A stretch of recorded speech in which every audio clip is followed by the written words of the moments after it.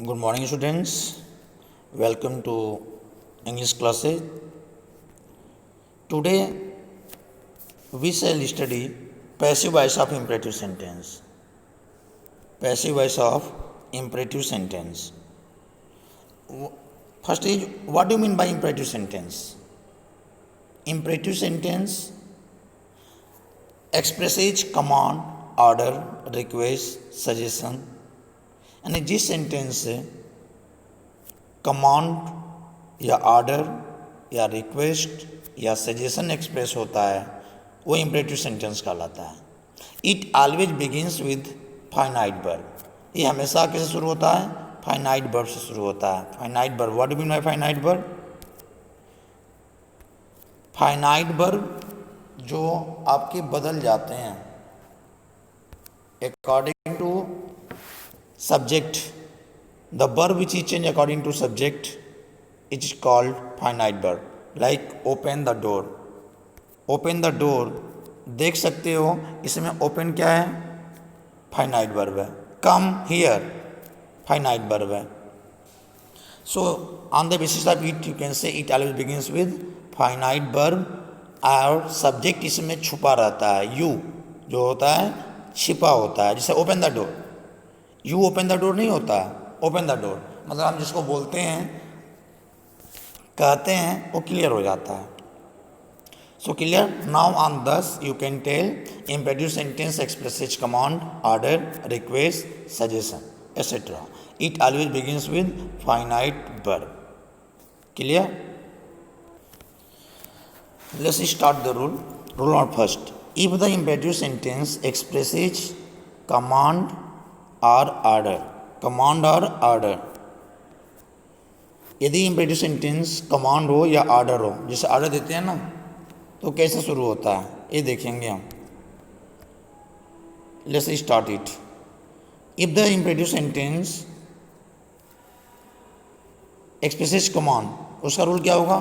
सबसे पहले लेट होगा. लेट के बाद object. Let plus object plus be plus third form of verb. You know well, subject नहीं रहता है या डूअर नहीं रहता है तो बाय का भी यूज नहीं करेंगे हम. Like example, open the door. Open the door. देखो स्ट्रक्चर देखो. लेट, सबसे पहले लेट हम लिखेंगे. उसके बाद ऑब्जेक्ट. ऑब्जेक्ट क्या है इसमें? The door. The door is object. So let the door, then be. Be third form of verb. Open is the first form, open is the second form. तो let the door be open. नहीं, इस तरह की इस structure पे आप follow करोगे उसको. Another example, bring a glass of water. Bring a glass of water. Bring is the first form of verb. A glass of water ये तुम्हारा क्या है? ऑब्जेक्ट है. अ ग्लास ऑफ वाटर क्या है? ऑब्जेक्ट है. तो स्ट्रक्चर देख सकते हो. शुरू किसे करना है? लेट. तो यहाँ पे हो गया let, object, a glass of water. उसके बाद बी. बी हो गया यहाँ पे थर्ड फॉर्म. ब्रिंग का third form brought. Clear. Next rule. If the imperative sentence expresses advice. Advice होता है सलाह किसी को हम देते हैं, तो इसमें हमेशा हम शुड बी का यूज करते हैं. शुड बी देख सकते हो, शुड बी का यूज होता है. तो इसका स्ट्रक्चर क्या होता है? Object plus should be plus third form of verb. I like love your country. It is advise कि you should love your country. तो ऑब्जेक्ट क्या है इसमें? Your country. तो your country, then should be third form of verb. Love is the first form, third form love. तो your country should be loved. Clear. Next example, help the poor. Help the poor. Help यहाँ पे क्या है? Help is the first form of verb. The poor is object. Sentence क्या है? Object plus should be plus third form. Object the poor. The poor should be helped. Clear. या एक चीज़ और मैं बताऊं, अगर बहुत सारे ऐसे सेंटेंस होते हैं जो क्लियर नहीं हो पाते हैं कि एडवाइज है या कमांड है या ऑर्डर है, तो अगर इस तरह से अगर आप अनेबल टू आइडेंटिफाई ऑर्डर या एडवाइज, तो आप रूल नंबर फर्स्ट या सेकंड कोई भी कर सकते हो. जैसे अगर आप जैसे दिया लव योर कंट्री, आप इसको भी ऐसे बना सकते हो कि लेट द कंट्री बिलव्ड। आप इसको भी ऐसे बना सकते हो, गलत नहीं होगा। लेकिन जब आप कंफ्यूज हो कि क्या है, क्लियर ना हो उससे। Clear. Next rule, if the imperative sentence is in negative. अगर इम्परेटिव सेंटेंस नेगेटिव में हो तो क्या करेंगे? लुक हियर, नेगेटिव मतलब यू नो वेल, नॉट लग जाता है। उसका स्ट्रक्चर क्या होगा? Let plus object plus not plus third form of verb. Third form of verb, इसको हम देखेंगे, ये स्ट्रक्चर है आपका। Let plus object plus not plus be plus third form verb. Like don't touch the wire, don't touch the wire. Object क्या, पहले late लगा देंगे यहाँ पे, लेट लगा, लेट द वायर ऑब्जेक्ट हो गया ये। Then not be third form of verb, touch क्या फर्स्ट फॉर्म होता है, तो यहाँ पे थर्ड फॉर्म कर देंगे टच्ड। तो let the wire not be touched. Clear. Next rule, rule number 4, if the imperative sentence begins with please और काइंडली। यदि इम्परेटिव सेंटेंस जो प्लीज या काइंडली से शुरू होता है, जिसको हम रिक्वेस्ट, यानी हम रिक्वेस्ट करते हैं किसी से, तभी हम प्लीज या काइंडली लगाते हैं। किसी से भी हम रिक्वेस्ट करेंगे तभी प्लीज या काइंडली लगेगा। तो हम पैसिव वॉइस बनाते समय सेंटेंस की स्टार्टिंग हम यू आर रिक्वेस्टेड से करते हैं, प्लीज या काइंडली को हम हटा देते हैं। प्लीज या काइंडली ऑमिट हो जाता है और इन्फिनेटिव का यूज करते हैं। जैसे स्ट्रक्चर देख सकते हो कि यू आर रिक्वेस्टेड, उसके बाद टू लग जाता है और फिर V1, यानी इसको हम इन्फिनेटिव भी बोलते हैं। इन्फिनेटिव वर्ब क्या होते हैं, यानी V1 के पहले हम टू लगा देते हैं, वो बन जाता है इन्फिनेटिव। तो यहाँ पे इन्फिनेटिव बोलें या हम डायरेक्ट लिख दें कि रिक्वेस्टेड टू, फिर आपका first form of verb object, like kindly help me, kindly help me, kindly it's requested, तो kindly is replace by you are requested. अभी मैंने बोला काइंडली या प्लीज को हटा देंगे और उसके जगह पे यू आर रिक्वेस्टेड लिखेंगे, फिर इन्फिनेटिव का यूज करेंगे, यानी टू लगाकर फर्स्ट फॉर्म ऑफ वर्ब रहेगा और ऑब्जेक्ट, यानी काइंडली हेल्प मी, तो you are requested to help me. Another example, you are requested not to disturb me. Active ऐसे क्या, प्लीज डोंट डिस्टर्ब मी।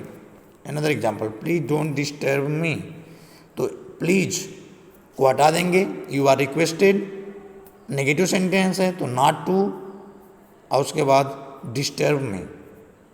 अब देखो यहाँ पर थर्ड फॉर्म लगता है, लेकिन देखो ई जे मार जो भी आर दिया हुआ है उसके बाद थर्ड फॉर्म रिक्वेस्टेड आ गया है। और यहाँ पे इन्फिनेटिव होता ही है हमेशा कि इन्फिनेटिव हम वर्ब V1 के पहले हमेशा टू लग जाता है तो इन्फिनेटिव हो जाता है। Clear. Next rule, if the imperative sentence is in intransitive verb. Look here, what do mean bye intransitive verb? Intransitive verb, intransitive verb वो होते हैं जिसमें ऑब्जेक्ट नहीं होते हैं, जिसमें ऑब्जेक्ट नहीं होते हैं। जैसे come here, stand up, sit down, यानी ये क्लियर नहीं हुआ हो रहा है कि कौन स्टैंड अप होगा, कहाँ जाना है, यानी उसमें ऑब्जेक्ट न दिया रहता, वो इंट्रांजिटिव होता है। तो उसको हम क्या करते हैं, उसको हम यू आर ऑर्डर्ड या यू आर एडवाइज लगाने के बाद हम टू लगा देते हैं, इन्फिनेटिव यूज होता है और फिर ऑब्जेक्ट होता है। जैसे देखो स्टैंड अप, स्टैंड अप, इसमें ऑब्जेक्ट दिया हुआ है?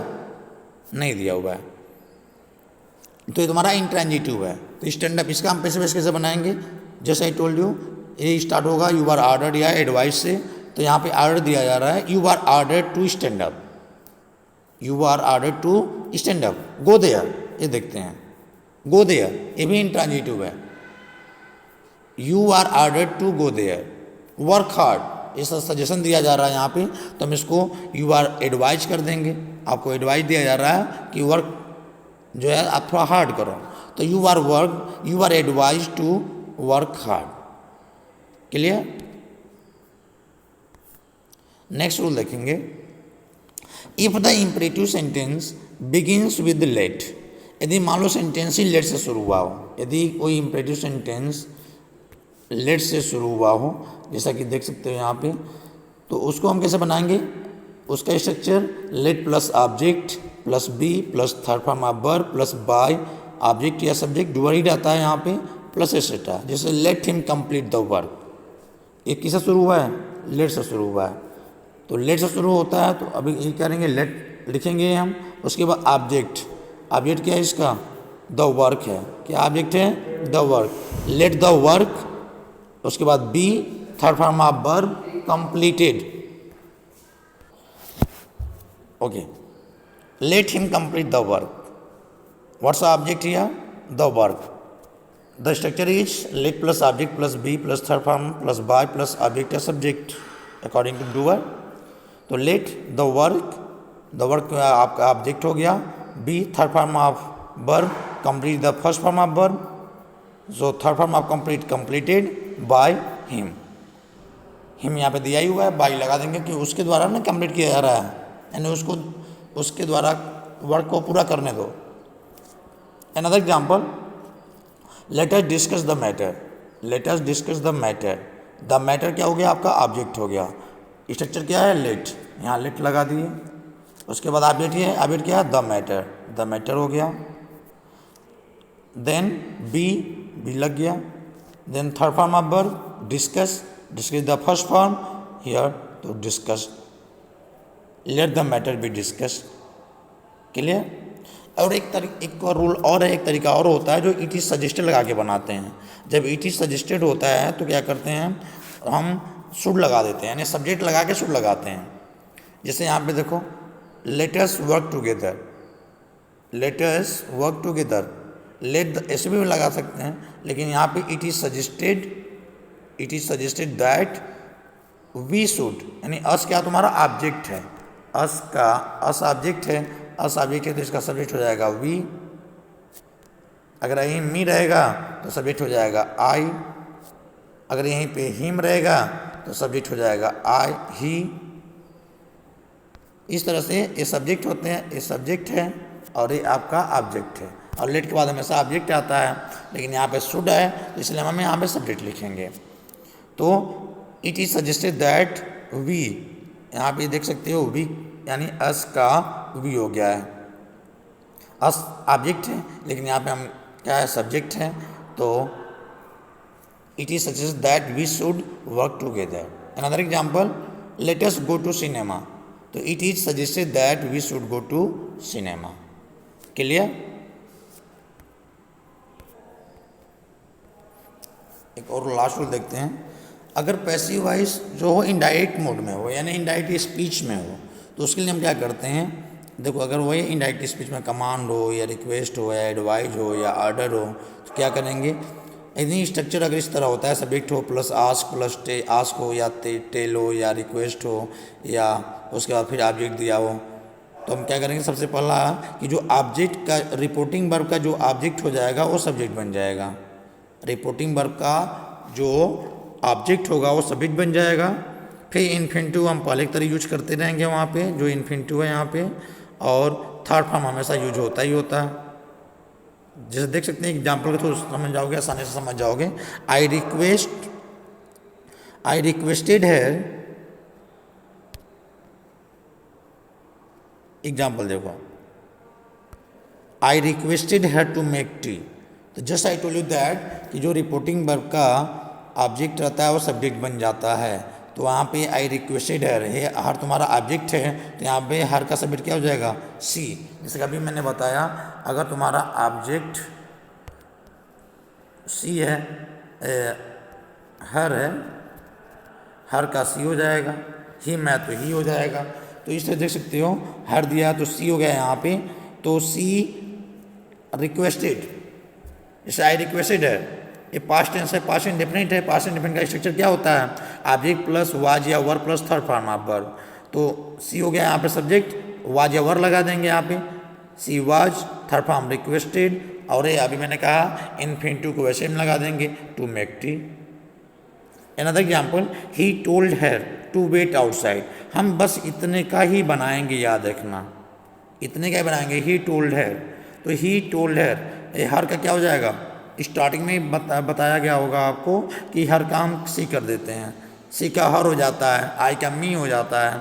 तो यहाँ पे हर का हो जाएगा सी, शी वाज टोल्ड, और उसके बाद ये हम सेम रख देंगे, she was told to wait outside. Clear? Another example, the doctor advised me to take medicine in time।